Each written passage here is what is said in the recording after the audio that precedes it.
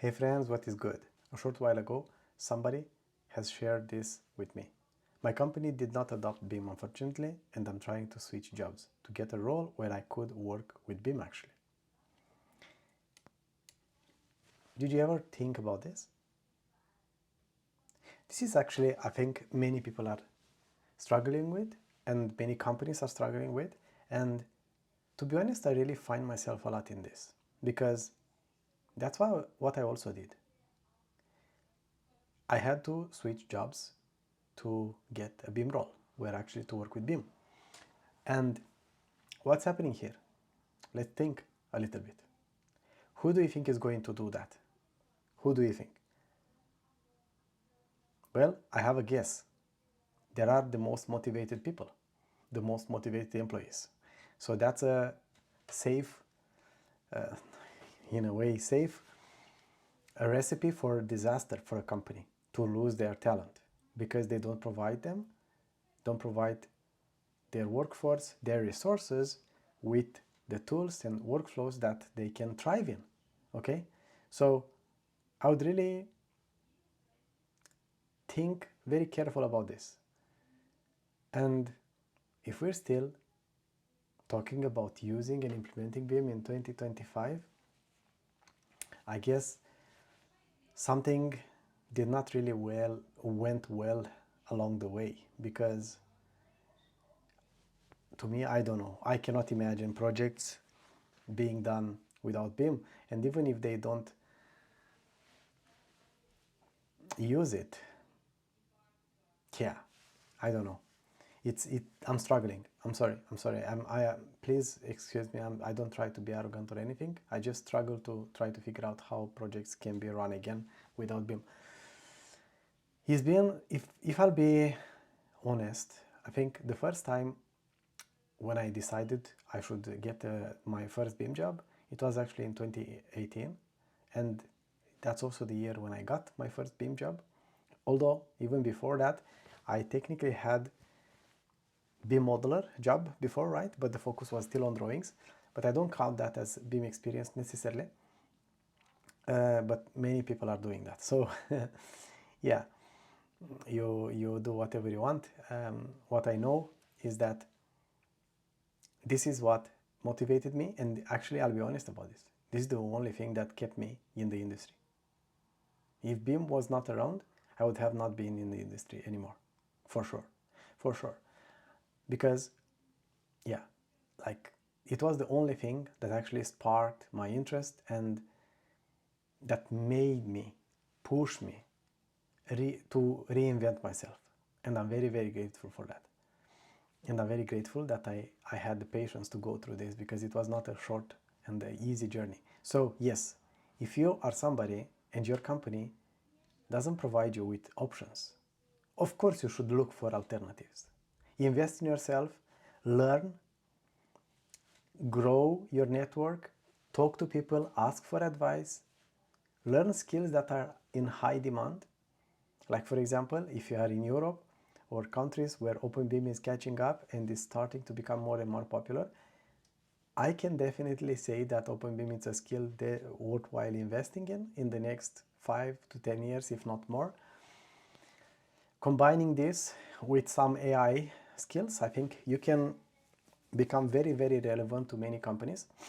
So that I would do if I was looking to break into BIM. Target, just decide what you want to do, because that's also important. When I did this, I really wanted to become a BIM coordinator. I did the modeling part for a lot of time, and I wanted to try something differently. And I got the coordination stuff, which I really like it a lot.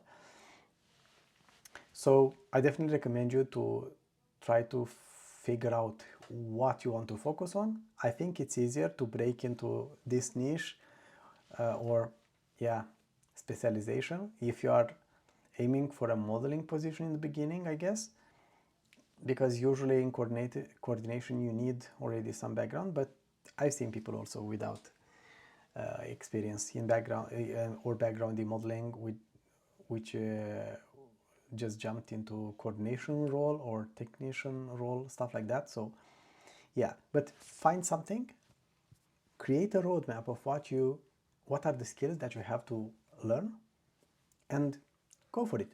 You have so many resources nowadays.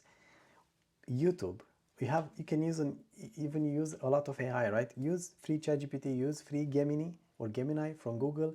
There are all these AI tools. You can speed up a lot your journey. You can get a lot of feedback on how to improve and so on. If you're improving, like, there are so many people, unfortunately, that don't do anything to grow their value. So if you start learning every day something new, you are going to, guess what? You are going to become somebody who is going to be able to provide much more value than many people around you. And that's how you are going to actually get a job that you will really thrive in, okay? Because I have a good feeling that you are going to thrive and you are not going to get bored anytime soon if you manage to do the switch. But not if, but when, okay? It's only up to you. Only you decide how quick you want to get there by your level of involvement, okay? And be consistent, okay? If you learn every day at least, I don't know, let's say half an hour or something like that, that adds up a lot actually. It compounds. After 1 month, you are very, very, very far away. In a few days, doesn't matter so much. You will not feel like something, but after 1 month, after 2 months, after 3 months, and then start applying to jobs, right? So there are many options you can do here, but yeah, first you have to build up these skills, right? And it's easiest to build the skills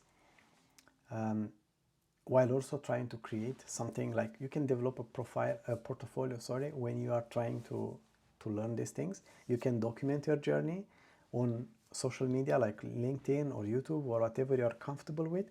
This can benefit a lot, and this can actually help you a lot with your future, okay? Not only career, but your entire future. This is another discussion I don't want to go into right now.